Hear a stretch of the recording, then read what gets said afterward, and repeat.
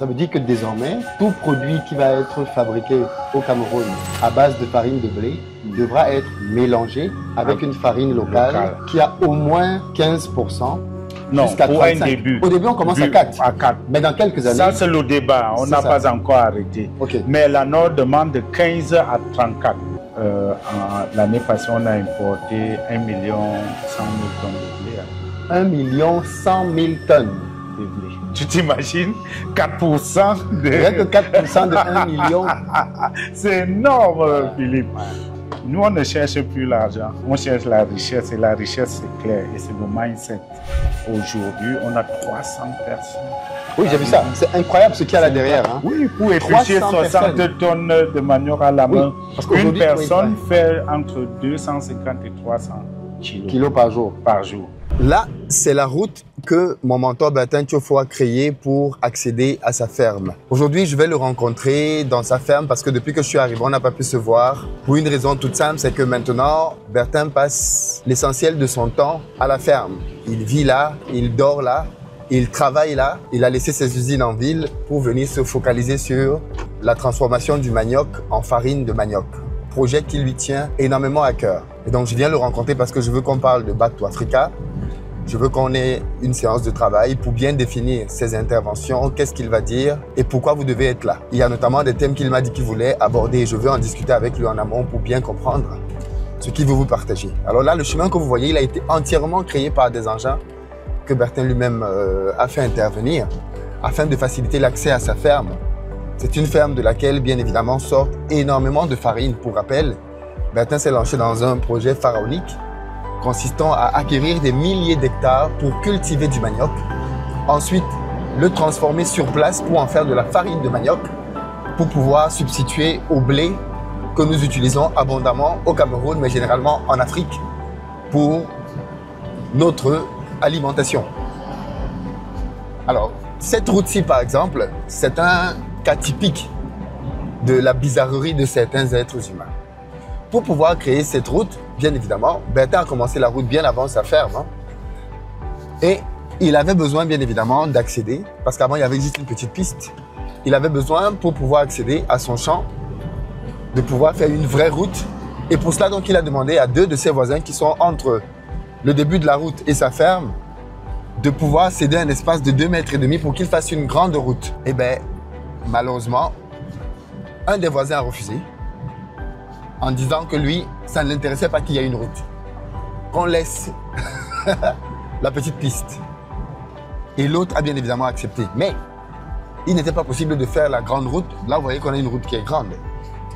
Il n'était pas possible de faire la grande route parce que l'un des voisins, même si celui de gauche avait accepté et que celui de droite avait refusé, on ne pouvait pas créer une route dans ces conditions. Parce qu'en créant la route dans ces conditions, les arbres allaient quand même tomber du côté de celui de droite. Et donc, depuis 3 ans, le projet est bloqué à ce niveau-là, parce qu'il y a l'un des voisins qui refuse de céder une partie pour qu'on puisse faire une route qui bénéficie à tout le monde. Il n'a rien à payer pour ça. Avec une telle route qui passe devant son champ, il peut beaucoup plus facilement évacuer lui-même ses produits. Mais le monsieur a simplement et purement dit non, niet, il refuse. Donc là, nous arrivons à la ferme. Et ici, à gauche, on a un des champs qui démarre juste là. Bon, il faut savoir que pour enrichir les terres, il y a du maïs qui est fait. Hein. Puisque vous savez bien que le manioc appauvrit énormément les sols. Donc quand on récolte du maïs, du manioc, il faut mettre en terre d'autres cultures pour enrichir le sol avant de remettre derrière du manioc. Et donc voilà l'espace dont il est question, dont je vous ai parlé. Vous voyez que le chemin est beaucoup plus rétréci ici. L'engin n'a pas pu intervenir pour réellement élargir le chemin parce qu'il y a l'un des voisins qui s'y est opposé formellement. Et donc vous allez observer quelque chose parce que le terrain de Bertin, comme vous le voyez, commence à un endroit. Il y a des terrains voisins au milieu et son terrain reprend derrière. Et donc vous allez observer qu'il y a donc un rétrécissement de la chaussée ici.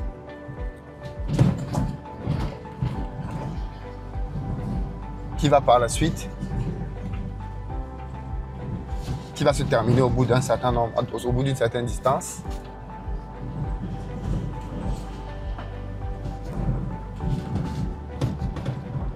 Heureusement que ce chemin-ci permet quand même de travailler. Ah, donc ça c'est le campement du monsieur lui-même. Donc en agrandissant la voie, ça aurait bénéficié à tout le monde. Ok, donc c'est à partir d'ici que les travaux ont repris. Vous allez voir tout de suite qu'il va y avoir un agrandissement de la voie. Oui, il y a un pont avec des buses que je voyais à l'époque. On a d'abord fait un pont, après on a amélioré, on a mis 2 bus. C'est ça. Celui qu'on vient de traverser là, il est devant. Ok. On a fait derrière, on a mis une bus derrière, ici on a mis 2 bus. Ouais, c'est ça. Donc ici, là, juste à cet endroit, il y a eu 2 buses qui ont été mises là. Donc avant, c'était ce pont en bois là. Waouh! Waouh! Et donc, il y a eu donc un vrai pont qui a été fait ici en dessous, avec des bus qui ont été installés pour permettre à l'eau de pouvoir circuler. Et donc là, vous voyez qu'il y a tout de suite un réagrandissement de la voie, permettant d'arriver à la ferme. L'un des gros problèmes qu'il y a, et je l'ai déjà dit d'ailleurs dans plusieurs de mes vidéos en agriculture, l'un des éléments qui rend l'agriculture très chère, ce sont les travaux préalables. Vous imaginez, vous arrivez dans un espace comme celui-ci, vous voulez faire de l'agriculture, vous allez dépenser une fortune pour rendre le terrain exploitable. Et dans la nature, vous n'avez que des espaces comme ça.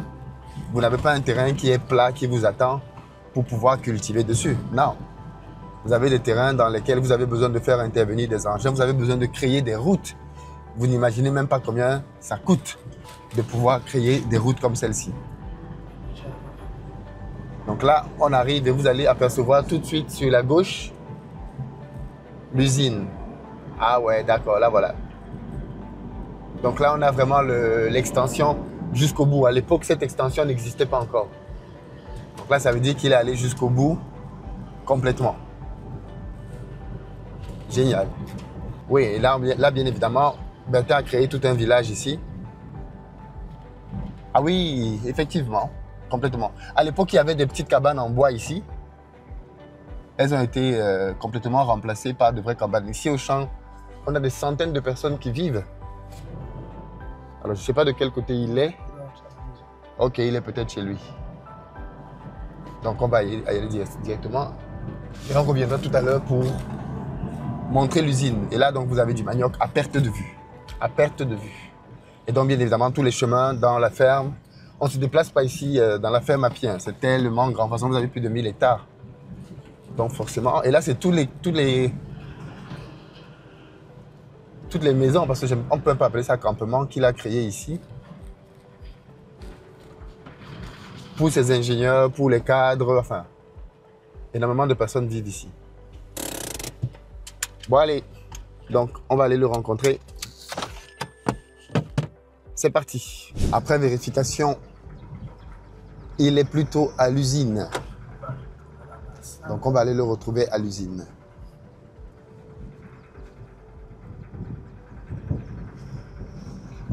Et donc là, c'est l'usine entière, complète. À l'époque, elle n'était pas terminée la dernière fois que je suis arrivé ici. Et là, elle est complète.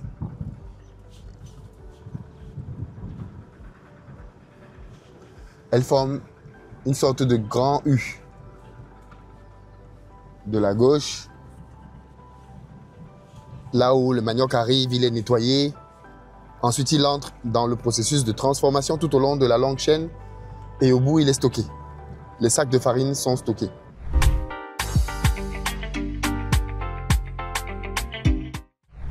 Bonjour Bertin. Bonjour Philippe. Comment tu vas? Bien et toi? Ça va, ça va. Ben, écoute, pour te voir maintenant, il faut venir au champ. Ouais, je vis au champ. Qu'est-ce qui t'a... Je quitte du champ pour aller travailler à Yaoundé, je reviens. Hein. En fait, c'est ça. Ouais. Tu passes l'essentiel de ton temps ici maintenant. Oui, je peux partir du champ. C'est à peu près 100 km. Si je passe par à Faneloum, je tombe à Esseux. La route est goudronnée maintenant. D'accord. Oui, je tombe à Esseux. De Esseux, je suis à Soir. D'accord. Et je ne vais pas carrément travailler au bureau. Sauf qu'au retour, je contourne la ville de l'autre côté, de peur d'avoir les embouteillages, et je reviens au champ. Je travaille toute la nuit et je travaille avec les équipes. Le matin, on organise le travail et je repars sur Yaoundé. Alors, pourquoi ce besoin d'être au champ donc maintenant en permanence? Parce qu'on a augmenté la production. On a évolué d'un cran, on fait en continu, 24 sur 24. D'accord. Oui, oui, on veut produire plus parce qu'on a le manioc qui devient les racines au champ, le manioc qui pourrit au champ. Et on a aussi une très bonne nouvelle. Il y a de cela 3 semaines, je pense. On a eu une réunion avec, au ministère du Commerce avec les meuniers. Et le président Tawamba a été représenté. Et c'est même son représentant qui était le porte-parole avec un très bon message. Comme quoi ils veulent commencer à mettre la farine locale dans la farine dès la base, Ah ouais, à la production même, vous voyez. Donc nous... la farine composite alors. Voilà, ils veulent déjà faire la farine, tous les meuniers. Tous les meuniers. Puisque c'est le président Tawamba qui dit, tu connais qui il est, c'est le président du JICAM, tu sais qu'il est le leader dans ce groupe-là. Si lui-même porte la parole, c'est qu'il n'y a pas de doute. Ça veut donc dire que le point pour lequel tu te battais depuis des années maintenant a fini par aboutir alors. Ça aboutit, et venant même d'eux, c'est-à-dire volontairement, je ne sais pas ce qui s'est passé entre eux et le ministre du Commerce, ce qui est sûr que le ministre du Commerce a dit lors de la réunion qu'ils ont fait, eux-mêmes ils sont venus en spontané vers lui proposer qu'ils veulent vraiment participer aussi dans l'import-substitution. N'est-ce pas une très bonne nouvelle? C'est une très bonne nouvelle. Et quelles vont donc être désormais les quantités de farine, de manioc?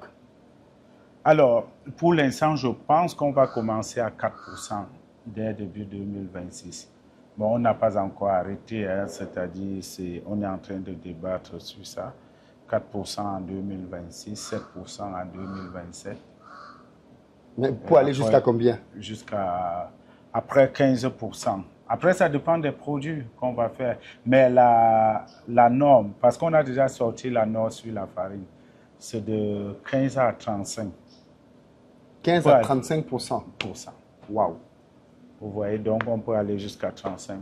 Ça veut dire que désormais, tout produit qui va être fabriqué au Cameroun à base de farine de blé devra être mélangé avec une farine locale qui a au moins 15%. Non, jusqu'à pour 35. un début. Au début, on commence à 4. À 4. Mais dans quelques années... Ça, c'est le débat. On n'a pas encore arrêté. Okay. Mais la norme demande de 15 à 34. Ok, ça c'est la norme, ok. Oui, oui. Et donc on va commencer à 4%. Mais nous, on s'est dit, voilà, les acteurs sont en train de discuter entre eux. On s'est dit, ok, même si on demandait 15%, on n'a pas les 15% disponibles. Oui. Donc il faut commencer peut-être à 4% en 2026, monter à 7%. Plus il y aura la demande, plus les gens vont créer les plantations. Et les usines vont se multiplier. Parce que là, si tu regardes au Cameroun aujourd'hui, on a une dizaine d'usines. De fabrication de farine de manioc? Oui, oui. En quelques années alors? En quelques années. Donc imagine quand ça serait obligatoire. C'est ou pas aussi les meuniers, ou du moins, parce que ce sont les gens qui produisent beaucoup. Hein. L'année passée, on a importé 1 100 000 tonnes de blé. Hein. 1 100 000 tonnes de blé. Tu t'imagines 4% de... Rien que 4% de 1 million. C'est énorme, Philippe. Ouais. Mais je pense que pour un premier temps, on n'aura pas à mélanger tout le blé. On donnera le choix à ceux qui veulent le 100% blé et ceux qui veulent peut-être du 5%.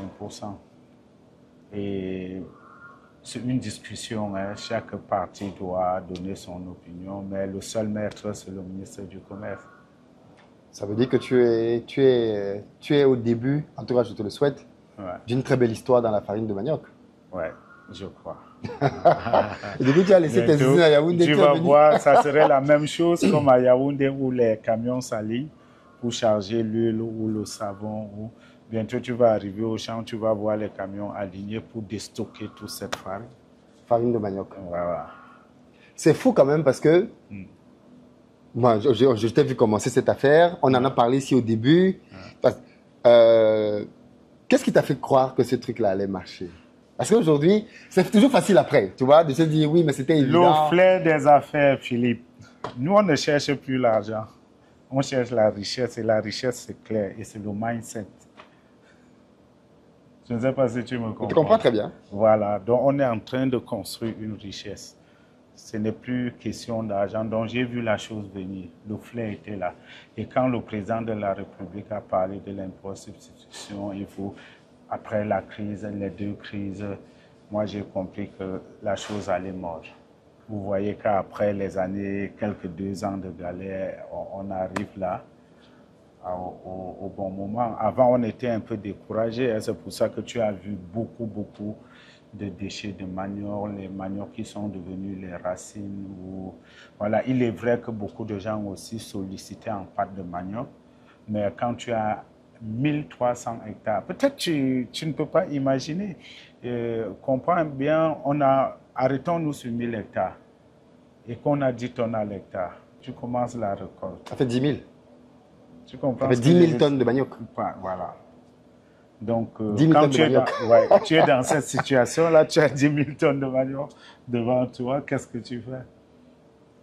Heureusement que nous, on consommait. Je profite pour dire merci à tous les clients qui visitent nos points, qui achètent les beignets Pafic, le pain composite et autres. Parce qu'aujourd'hui, toi, tu avais déjà prévu ta solution pour écouler. J'étais déjà au plan D. Oui, au plan D. Voilà, donc, comme je me disais que le A ne marchait pas, j'ai pris le B. Le B aussi allait tout doucement. J'ai pris le C et le C, c'était déjà ma propre usine de farine de blé. Et j'allais faire du composite. Je suis même en train de le faire déjà. L'usine est déjà opérationnelle? Oui, ça démarre. Ça démarre. Ce mois-ci. Ok. Oui, ça démarre ce mois-ci. Si j'ai l'occasion de voilà. Oui. Voilà, on aura notre premier farine composite qui s'appellera poudre d'or. Poudre d'or. Voilà. Vous avez le nom en exclusivité. Poudre d'or. Oui, ça serait la toute première au Cameroun. Nous, mais on serait à 15%. Dans la Nord directement? Oui, oui. Si pour l'instant, on n'a pas encore validé les 4. Si tu mets moins de 15, oui. Tu n'es pas dans... Tu t'exposes. Voilà, tu t'exposes. Tu vois non, voilà. C'est impressionnant. Et donc aujourd'hui, tu as décidé d'augmenter la cadence. Pourquoi tu veux augmenter la cadence maintenant? Ça veut dire que tu as plus de demandes, tu as plus de... Les demandes ne sont pas encore officielles, oui. Mais certaines personnes m'ont déjà approché. Et même avec l'usine que je démarre, je dois consommer presque 80% de ma production. En fait, tu produis du manioc. Parce que si je fais 150 tonnes de blé, oui. Voilà, et je dois mettre 15% de manioc. Oui. Tu vois, avec ma capacité... Tu es déjà à plus de 22 tonnes de manioc. Voilà, tu vois, par jour. Ah, tu veux faire ça par jour? 150 tonnes de blé par jour. Il te faut 22 tonnes de manioc par jour. Ah ouais. Tu vois que déjà, je peux bien produire plus. Ouais. Mais tu vois, tu entends le groupe ronfler. Oui. J'utilise le gasoil dans un groupe de presque 400 kVA. Tu vois ce que ça donne. Ouais. C'est pour ça qu'on doit nettoyer manuellement. D'ailleurs, c'est parce que les dames ne veulent pas qu'on les filme. Aujourd'hui, on a 300 personnes. Oui, j'ai vu ça. C'est incroyable ce qu'il y a là derrière. Hein. Oui, pour éplucher 60 tonnes de manioc à la main. Parce une personne fait entre 250 et 300 kilos. Kilos par jour. Par jour. Ouais. Bon, maintenant, pour aller à 60 tonnes par jour, pour éplucher 60 tonnes par jour, ce qu'on fait depuis un mois. Donc, il faut beaucoup de gens, quand tu dis. Et puis, il faut arracher à la main. Donc, quand tu totalises tous ces gens-là, donc tu as des gens plus qui déjà mes équipes, c'est-à-dire ceux-là qui viennent temporairement, parmi eux, il y a les étudiants, c'est pour ça qu'ils ne veulent pas trop qu'on les filme. Il y a les étudiants, il y a les mamans qui veulent payer la scolarité de leurs enfants, qui font ça temporairement. Il y a les papas, tu as vu carrément les familles. Il y a des familles, le père, la mère, les enfants. Les enfants viennent travailler tous ensemble. Les grands-enfants, ils sont ensemble, ils forment l'équipe, ils travaillent et puis voilà. Et c'est aussi l'avantage des vacances. Je n'ai jamais eu autant de monde. Donc si tu totalises partant de là où on arrache le manioc à ceux qui épluchent et à tous ceux qui sont dans le nettoyage jusqu'à la fin de la chaîne, on compte par jour entre 450 et 500. 400 à 500 personnes par jour. Mais le champ fournit des emplois. Oui, non, mais c'est sûr, l'agriculture, ça crée énormément. Parce qu'au champ, c'est la même chose. Les gens les plus forts peuvent arracher 500 kilos. Quand il faut arracher 60 kilos, il faut voir, il y a les gens qui sont qu'à 200 kilos, ceux qui arrachent au sol, vous voyez un peu. Maintenant, plus ceux qui épluchent, tu vois déjà à peu près, on atteint déjà les 375-400 par jour. Ils entrent au champ à 6 heures, ils ressortent vers 18 heures, 16 heures. Ceux qui épluchent, ils changent. Hein. Il y a les gens qui commencent, comme on fait 24 sur 24, certaines personnes préfèrent commencer à 2 heures. 2 heures du matin jusqu'à peut-être 8 heures, ils arrêtent. Ils partent faire autre chose. Chacun vient quand il veut, quoi. Tu vois, plus on paye à la tâche. Oui, donc tu les payes chaque jour. Chaque jour. Bon, non, il y a nos salariés. Non, oui, je parle des gens qui viennent pour... Oui, c'est quand ils veulent, ceux qui veulent qu'on paye par jour, on le fait. Ceux qui veulent qu'on paye par semaine, surtout les étudiants. Aussi, ils forment les groupes. Au champ, les étudiants, ils font plus quand il faut arracher. Et c'est plus rapide. C'est pour ça que tu vois les équipes où quelqu'un peut avoir facilement 10 000 par jour. Parce qu'il y a les gens qui arrachent, ceux qui se sentent plus à l'aise à arracher, d'autres qui découpent, ceux qui mettent dans les sacs, ceux qui portent pour aller peser, et c'est plus rapide. Excellent. Ouais. Excellent. Donc nous, on veut profiter des vacances à fond pour faire pousser. En même temps, il y a les engins, parce qu'on n'utilise pas seulement nos engins pour labourer, il y a les sous-traitants aussi. Quand on arrache le manioc, ils sont derrière pour labourer, bionner, parce qu'on est en petite saison sèche. Dans 2 semaines, les pluies vont reprendre, il faut repiquer le manioc.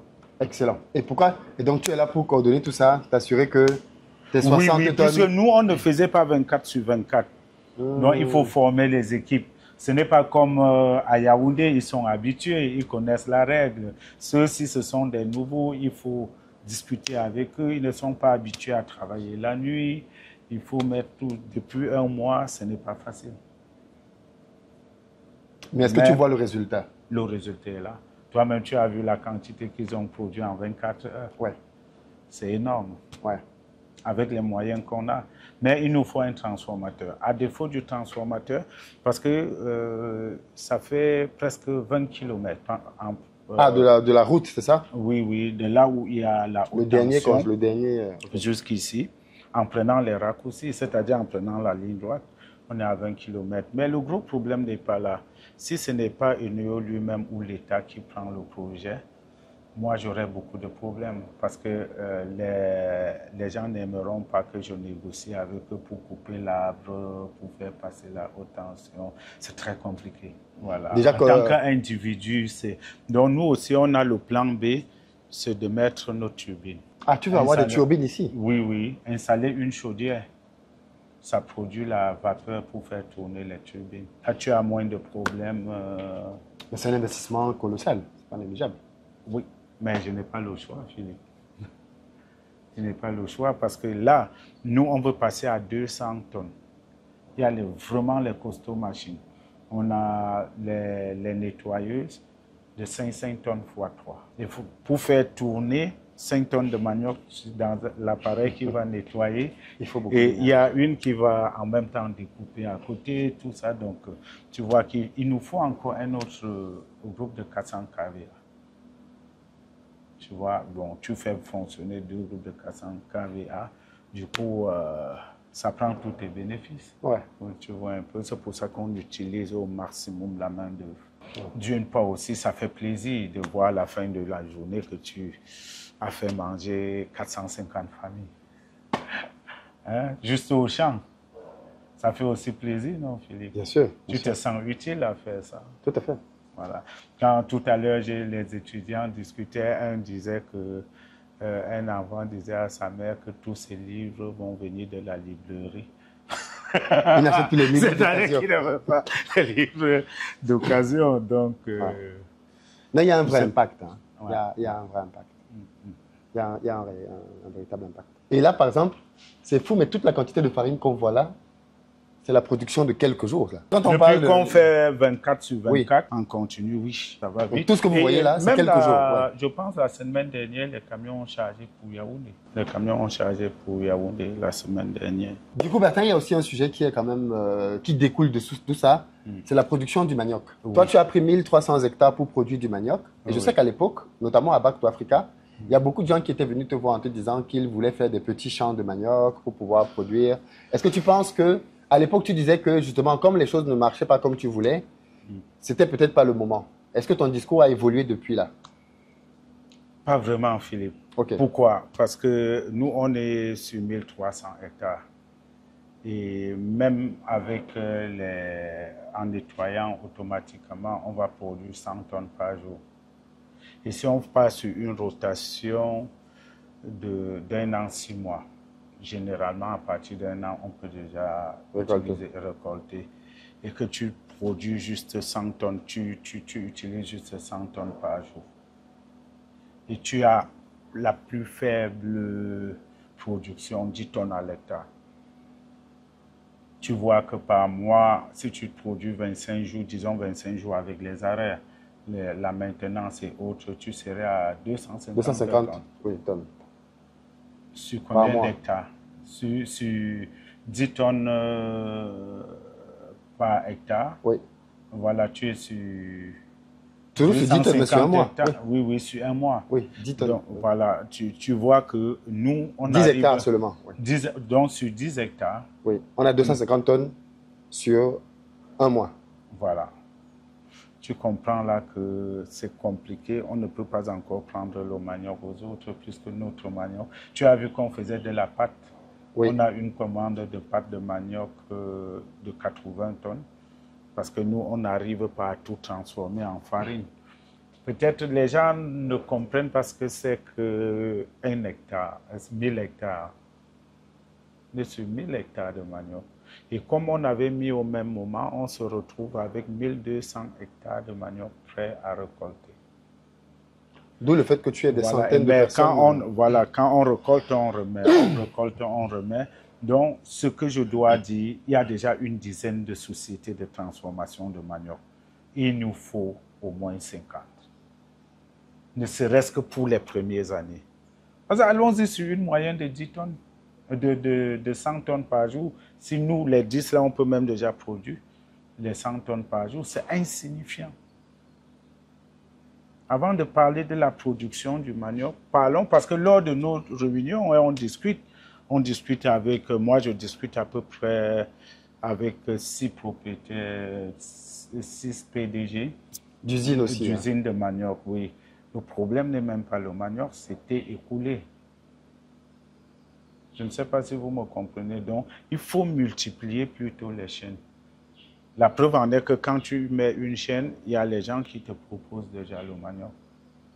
Encore, Pafig aussi a son propre champ. Non, justement, je ne disais Pour pas... ceux qui veulent investir Oui. dans les chaînes de manioc, qui n'hésitent pas. Donc, c'est mieux pour toi à ce stade-ci d'aller vers les chaînes de manioc parce qu'il y a déjà assez de production de manioc. C'est ce que tu dis? Pas assez, mais on risque d'avoir... Voilà, pour le besoin actuel. La preuve en est que une dizaine de chaînes qui fonctionnent ne manquent pas le manioc. Oui. Au contraire, tous sont débordés. À tout moment, ils m'appellent pour dire, tu es dans le centre, il y a les gens qui m'ont proposé le manioc là, moi je n'ai pas besoin du manioc, est-ce que tu peux prendre? De même que moi, j'appelle souvent celle qui est au sud pour dire, voilà, quelqu'un me propose le manioc au sud, vous voyez un peu. Maintenant, il faut d'abord installer les usines. Afin de dire, c'est une culture qui dure 6 mois, 12 mois. Quand vous dites aux gens, mettez plus de manioc, c'est bon. Mais est-ce que les machines, on peut les installer en moins de 6 mois? Ok, donc le focus doit être plutôt dans les usines pour transformer. Oui. Le manioc. J'encourage ceux qui veulent faire dedans d'essayer. Très bien. Très bien. C'est un business promoteur. Ça a de l'avenir. Ça a de l'avenir. Ok. Ouais. J'ai demandé à Bertin qu'on fasse une masterclass dimanche pour parler des étapes de l'industrialisation, justement. Il n'y a pas d'école où on apprend ça. Non, malheureusement. Mais Tu apprends il y sur le a... terrain. Oui, on apprend sur le terrain, mais on a même les facilités. À l'époque, quand nous on commençait, il n'y avait pas les chaînes, il n'y avait pas les YouTube où tu pouvais aller voir les choses. Il n'y avait pas les sites où tu pouvais aller taper, voir comment. Maintenant, tout est facile. Et puis, beaucoup de gens font des masterclass dans ce sens-là. On parle de l'industrie un peu à la télé, dans les chaînes YouTube. Très peu. On a essayé de Ah vérifier bon? avec mes équipes. On parle de beaucoup de business, mais on parle très peu d'industrie, même aux États-Unis. Ah. Très, très peu. Le contenu qu'on crée ici sur les usines est très, très rare. Très, très rare. Parce qu'en général, bon, je ne sais pas pourquoi d'ailleurs, mais on parle très peu de ce qui se passe dans les usines. Comment ça fonctionne, les étapes, ainsi de suite. Donc, si vous voulez, c'est gratuit, complètement gratuit. Vous vous enregistrez, il y a un lien dans la barre de description pour avoir cette... Tout à l'heure, cette on n'avait pas bien fait nos calculs. On disait que si on fait 10 tonnes à l'hectare, Oui. ça veut dire que en un mois, on fait 25 hectares de récolte. Non, Ça veut dire qu'en un an... Est-ce que c'est au mois? Moi, j'ai considéré que c'était à l'année. Non, 10 tonnes, c'est-à-dire on récolte combien d'hectares par jour? On récolte à peu près... bon, ça ne sert Oui, à mais toi, rien. toi, tu as une grosse superficie, donc tu peux récolter des dizaines d'hectares par jour. Par jour, Mais celui qui voilà. a 10 hectares, Ouais, lui, il ne va pas récolter ces 10 hectares sur un an. c'est vrai. Il peut récolter ces 10 hectares en un mois s'il a Donc, les ce que je équipes, voulais dire, c'est que même aujourd'hui, je récolte 60 tonnes par jour. Mais en récoltant même 100 tonnes, j'aurai toujours un excédent de manioc. Donc, il me faut agrandir la chaîne, d'où la commande des machines. Et là, tu as commandé de nouvelles machines. Oui, je veux passer à 200 tonnes. 200 tonnes. Oui, Ta et capacité si c'est celle-ci, c'est 100 tonnes. OK. Donc OK. là, quand tu as 60 tonnes, C'est parce qu'on n'a pas mécanisé toute la chaîne. Toi-même, tu as vu la main-d'œuvre et on n'en trouve pas. Donc, si on commence à nettoyer automatiquement et on fait démarrer d'autres machines comme les presses hydrauliques et autres, on va produire 100 tonnes même sans stress. Hein, ça va aller très vite. Mais déjà, les 100 tonnes sont insuffisants. Parce qu'en faisant les 100 tonnes, j'ai beaucoup de manioc qui restent au champ. Beaucoup de manioc qui restent au champ. Il faut passer à 200 tonnes. Rien que sur 1300 hectares. Ça veut dire que si j'atteins mes 5000 hectares, il me faut passer à 700 tonnes de production par jour. c'est fou, hein? C'est fou. Mais c'est la réalité. Ouais. C'est incroyable.